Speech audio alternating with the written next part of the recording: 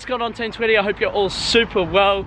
Jay, I'm sorry to tell you guys, but we didn't hit 10k last night. I saw this morning. We didn't hit 10k, but you know what?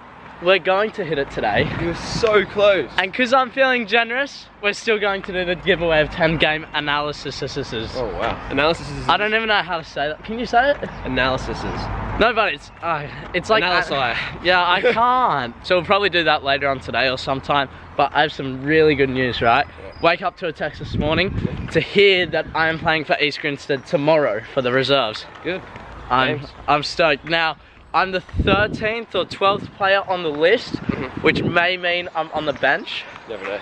Yeah, exactly. We got that test from a coach the other day. The team was all over the other who knows? So. And look, at the end of the day, the team comes first. I'm just happy to be part of the squad and playing or just on the bench. Just fingers crossed it doesn't rain, knowing my luck. Yeah. Today is Monday, which means 11v11. Yep. You want to get forward a lot more today. We've been speaking about this recently. Yeah, I've got the headband on. I've got the Torres inspiration, you know. Oh dear. Let's miss some shots from right in front because I'm feeling like Torres. Now, for me, I have no idea what position I'm playing, so that will then determine what I want to focus on. I could be defensive midfielder, attacking midfielder, winger.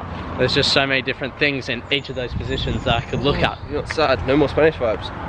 Deva's gone. Oh yeah, Deva's left. Good friend Deva. We didn't even get to say goodbye. So he goodbye. left today, which, yeah, damn. It's sad. A couple of people hit me up on Instagram that work at Crawley or something or other, and they want to take some videos of me, do an interview, so hopefully I can get that footage for you guys and put it in this vlog from today's match. So fingers crossed that's all going to happen, but I'm not 100% sure. Also, if you haven't hit the subscribe button, go smash it. Smash that subscribe button. 9,982 this morning. Yeah. So we'll probably be on 10k by now, oh, yeah. But it's the road to 100k. Is it? Look, that might be right, road to 100 Yeah, true. Go set your goals high and your dreams higher. Sick. I've literally just finished the game and we got Dan and Jack. Harry. I keep messing this up. You are Harry and Jack? Harry and Dan. No, Dan and Harry. Oh, okay. Dan and Harry, and we're doing some interview stuff. And we got the Crawley pitch here. Have a look at this. It is looking top notch. Whew. I started playing when I was 5. My dad saw me kicking a ball when I was 3, chucked me into football and I started playing, and the first game I killed it. Throughout the age groups, did really well, and I'd say Australia, we didn't have the best football. Throughout school, played, finished school, and I always knew I wanted to do football at school. Towards the end of it, I wasn't too interested. I always knew my goal was football. Whether it was coaching, I started my own coaching business in Australia.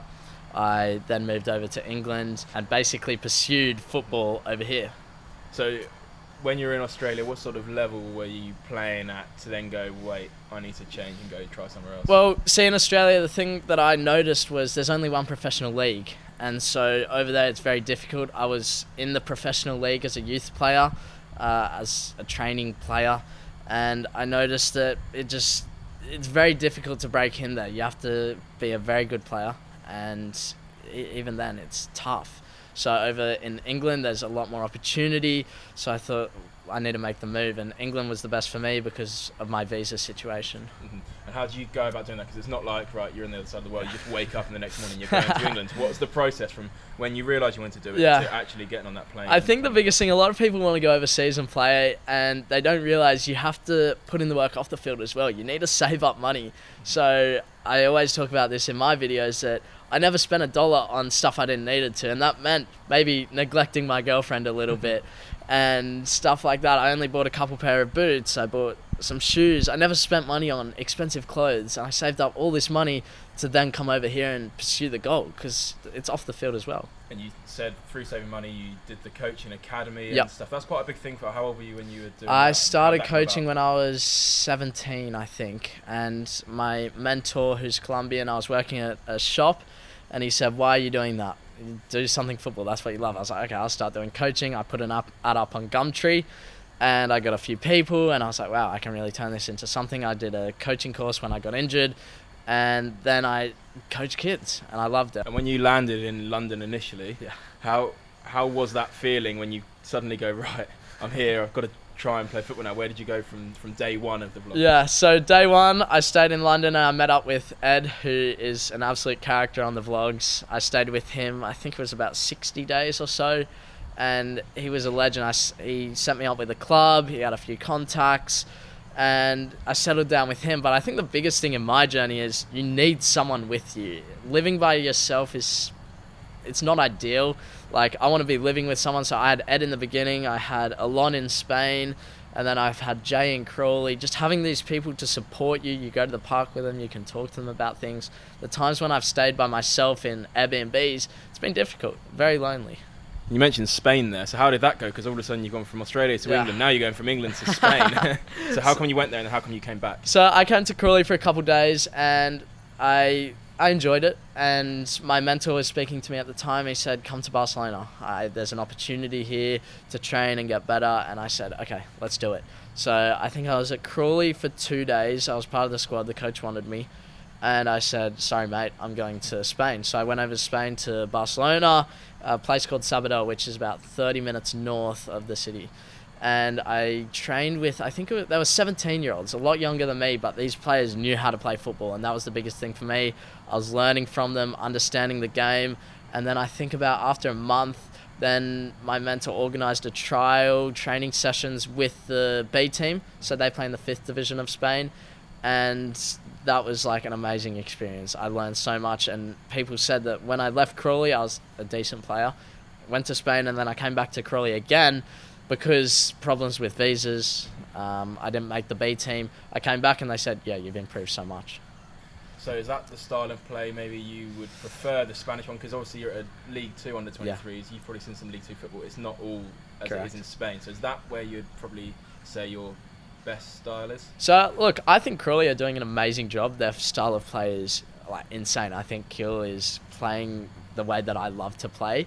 And I agree. Spain suits me so much because my style of play is on the deck, finding those balls in behind. I'm not a huge physical player, as I'm sure you're aware, but I like to play on the deck, find those balls in behind, and Spain suits me. But again, it goes back to the visa situation. There's some things just aren't possible. I'd only be able to stay in Spain for, say, 3 months.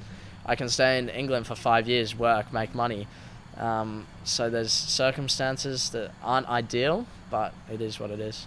So you mentioned Harry Kewell there. You speak about how the standard in Australia was. I think he got voted Australia's best footballing export. So is it just coincidence that you find yourself at Crawley and he finds himself at Crawley? Well, yeah. When someone Snapchatted me saying, I have a contact for you at Crawley, I was like, wait a second, Harry Kewell's at Crawley. This is insane. And so, I thought that was really cool how he's come to Crawley, I've come to Crawley, and it's like the Australians have linked up. How big is he from an Australian's point of view? Because obviously England fans know him from Liverpool and Leeds, but how big is he in terms of an Australian? He's massive. I never really watched football when I was younger. I only started watching when I was maybe 16. And my mate Jay is obsessed. He is an amazing player, and then to be at the same club as him it's unbelievable. Now, long term, we spoke before, you've got about 100 or so days left Correct. of your yearly challenge, but you're going to continue vlogging, you're going to go back to Australia for the out season, and then you're going to come back to England and go again. Correct. So I'll go back to Australia, play a low level just to play some games, and then I'm going to come back again, give it another shot.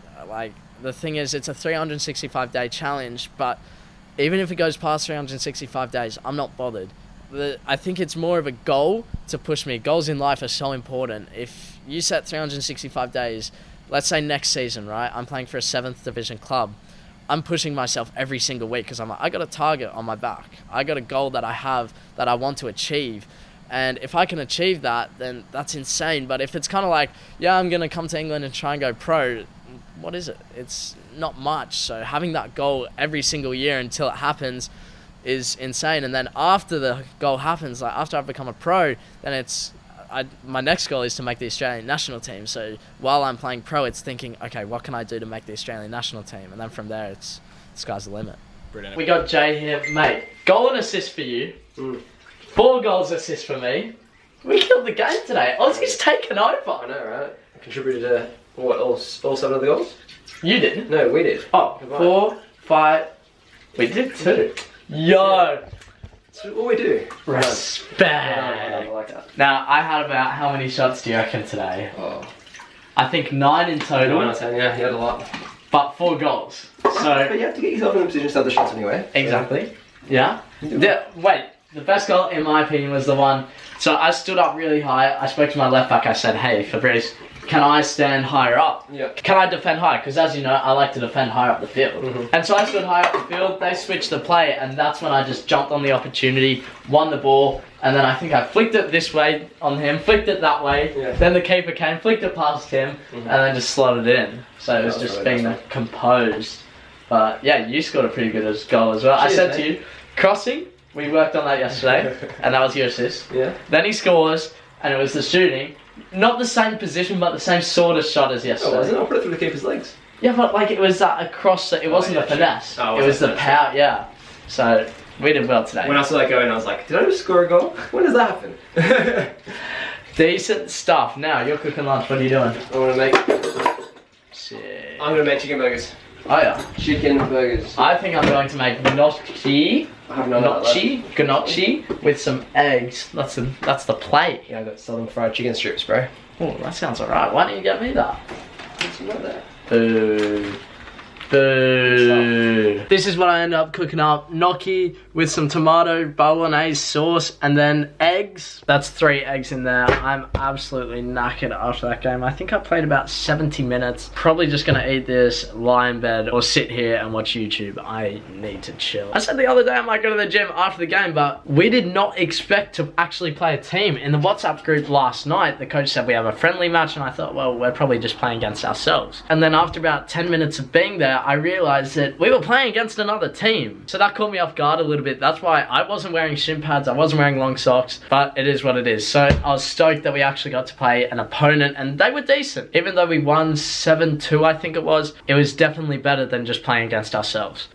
Chill out time. So that is going to conclude today's vlog. Hope you guys learned something with that interview, and then you also had the game footage on top of it. If you enjoyed it, let me know down in the comments. But anyway, Team Tweety, I'm signing out. Make sure you leave a like on this video, subscribe if you're around here, join the journey, and I'll see you in tomorrow's video. Bye. Listen.